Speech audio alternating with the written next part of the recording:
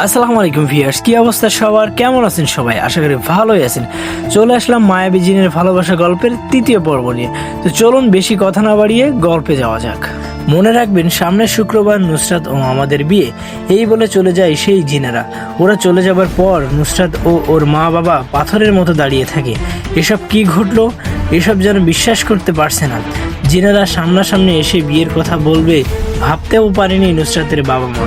কি করবে? অসহায়ের মতো সে রাতের খাবার না খেয়ে তিনজনই একই রুমে না ঘুমিয়ে বসেছিলেন। কি জানি ঘুমালে অদ্ভুত কিছু ঘটে কিনা, এই ভয়ে ঘুমাননি। পরের দিন সকাল হলে নুসরাতের বাবা ওর চাচাকে সব ঘটনা খুলে বলে। সব শুনে নুসরাতের চাচা বলে, সর্বনাশ, জিনেরা এই কথা বলেছে, মানে ওরা এটা করেই ছাড়বে। আজকে বুধবার, হাতে আছে 2 দিন, আজ আর কাল। এই 2 দিনের মধ্যে যেভাবে হোক বিয়েটা আটকাতে হবে। নুসরাতের চাচার কথায় নুসরাতের বাবা বললেন, হ্যাঁ তাই করতে হবে। এই বলে দুজনে সেদিন খোঁজ করতে লাগলেন কোথায় ভালো কবিরাজ আছে। যেখানে ভালো কবিরাজের কথা শুনেছে সেখানেই গেছেন, কিন্তু এতে কোনো লাভ হয়নি। ওরা কবিরাজের কাছে যাবার পর কবিরাজ সব শুনে বলে, আমি এই কাজ করতে পারবো না। ওই জিনেরা এক একজন এক এক রকম শক্তিশালী, ওদের এক একজনের মাঝে এক এক রকম গুণ আছে। কবিরাজের মুখে এসব কথা শুনে নুসরাতের বাবা আরও বেশি ভয় পেয়ে যান। তবুও উনি হাল ছেড়ে দেননি। সেদিন আরও অনেক কবিরাজ ও তান্ত্রিকের কাছে যান, কিন্তু সবার ওই একই কথা, ওরা এটা পারবে না। যদিও 2-1 জন সাহস করে বলে পারবো, তখন ওদের বাড়িতে নিয়ে আসলে বাড়িতে আসার সাথে সাথে আবার ভয়ে পালিয়ে যায়। এভাবে সবাই ভয়ে পালিয়ে যাওয়ায় নুসরাতের বাবা হাল ছেড়ে দেন। কি করবে উনি? আর বা কি করার আছে? কেউ ভয়ে সেই 7 ভাই জিনের সাথে শক্তি দিতে পারে না। এভাবে কেটে যায় একটা দিন, সামনে আর একদিন পর হয়তো মেয়েটাকে বিয়ে করবে সেই জিনেরা। এসব ভাবতে ভাবতে সেই দিনটাও কেটে যায়। সেদিন সন্ধ্যাবেলার ঘটনা। নুসরাত ঘরে মন খারাপ করে শুয়ে আছে। হঠাৎ ও দেখতে পায় ওর পাশে দাঁড়িয়ে আছে একজন জিন। নুসরাত জিনটার দিকে তাকিয়ে চমকে ওঠে, কিন্তু চিৎকার দেবার অনেক চেষ্টা করেও পারে না। তখন সেই জিন সুন্দরভাবে মিষ্টি কণ্ঠে বলে, ভয় পেও না, আমি তোমার কোনো ক্ষতি করব না। আমি তোমাকে জরুরি একটা কথা বলতে আসলাম। আমি তোমাকে একজন হুজুরের ঠিকানা বলছি।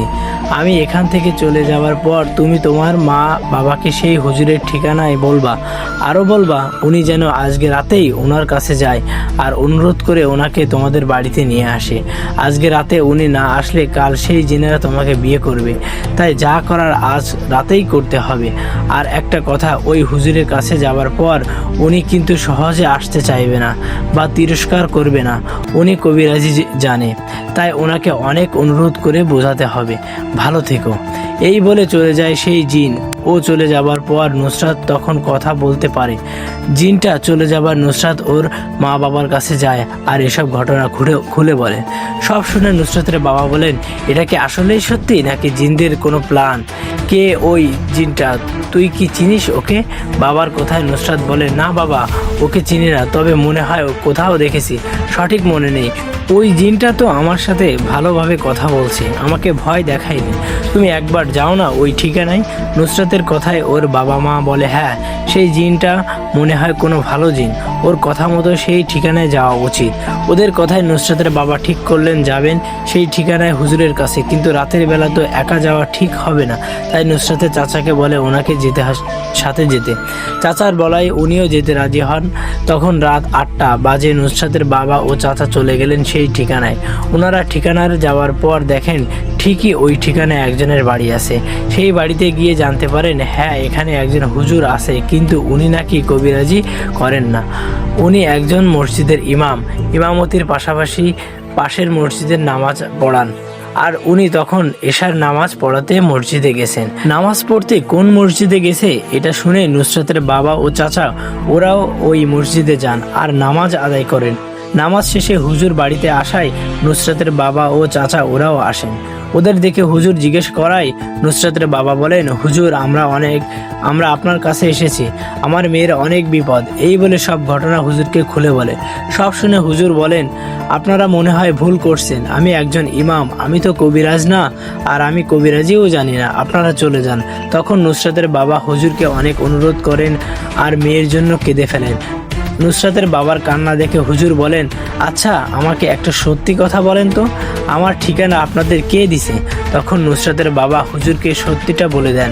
নুসরাতের বাবা বলেন, একজন জিন ওনার ঠিকানা বলেছেন। একটা জিন ঠিকানা বলছে? এটা শুনে হুজুর বলেন, আপনারা একটু অপেক্ষা করুন, আমি আসছি। এই বলে হুজুর তার ঘরে ঢুকেন আর কিছুক্ষণ পর বেরিয়ে আসেন। উনি এসে নুসরাতের বাবাকে বলেন, আমি এখন আপনার বাড়িতে যাব। সেখানে যাওয়ার পর আল্লাহর রহমতে হয়তো সেই জিনদের একটা ব্যবস্থা করব, কিন্তু আপনার আমাকে এক কথা দিতে হবে। আমি যে কবিরাজি জানি এটা কখনো কাউকে বলবেন না, কাউকে আমার ঠিকানা দেবেন না। হুজুরের কথায় নুসরাতের বাবা রাজি হন। উনি কথা দেন কখনো হুজুরের কথা কাউকে বলবে না। উনি কথায় দেওয়ায় সেই রাতেই হুজুর নুসরাতের বাড়িতে আসেন।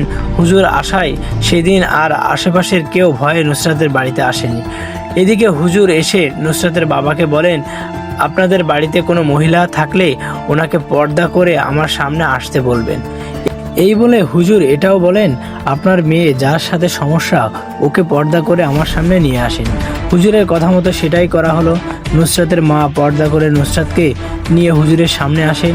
তখন হুজুর বলেন, নুসরাতকে আমার সামনে একটা চেয়ারে বসে আপনি দূরে সরে যান। ওনার কথায় নুসরাতের মা তাই করেন। নুসরাতকে হুজুরের সামনে চেয়ারে বসে দূরে সরে যান। তখন হুজুর ওনার সাথে নিয়ে আসে জমজমের পানি, নুসরাতের শরীরে ছিটিয়ে দিয়ে দোয়া কালাম পড়ে ফু দেয়। আর তখনই এসে হাজির হয় সেই জিনগুলো। ওরা আসায় হুজুর ওদের সালাম দেন। হুজুরের সালামের উত্তর দিয়ে ওরা বলেন, হুজুর আপনি কেন আসছেন? আপনি একজন সম্মানিত ব্যক্তি, তাই আপনাকে সম্মান করে বলি, এখান থেকে চলে যান। কালকে শুক্রবার আমরা এই মেয়েটাকে বিয়ে করব। ওদের কথায় হুজুর শান্তভাবে বলেন, আচ্ছা আমার একটা কথা উত্তর দাও, একটা মেয়েকে 7 জন মিলে বিয়ে করা যায় এটা কোথায় লেখা আছে? আল্লাহ কি এটাই আদেশ দিয়েছেন আপনাদের? আপনারা যেটা করতে চাইছেন সেটা হারাম। এটা আমাদের মানুষের মধ্যে তো নিয়ম নেই, আপনাদের জিনদের মধ্যেও নেই। তোমরা আমাকে এই একটা কথার উত্তর দাও, 7 জন মিলে একটা মেয়েকে বিয়ে করা যায় এই হাদিস কই পেলে? হুজুরের কথায় সেই জিনেরা কিছুক্ষণ চুপ থেকে বলে, তা আমরা জানি না, আমরা এটা জানি আমরা সবাই ওকে পছন্দ করি, তাই ওকে আমরা সবাই বিয়ে করব। ওদের কথায় হুজুর বলেন, তোমরা কয়জন? তখন ওরা বলে, আমরা এখন 6 জন। আমাদের এক ভাই অসুস্থতায় আসেনি। ওদের কথায় হুজুর বলেন, তোমরা আমাকে সম্মান করো জেনে খুশি হলাম। আমিও তোমাদের সম্মান করে বলছি, মেয়েটাকে ছেড়ে চলে যাও। হুজুরের এমন কথায় সেই জিনেরা রেগে গিয়ে বলেন, আপনাকে আর কতবার বলবো, আমরা কাল ওকে বিয়ে করব।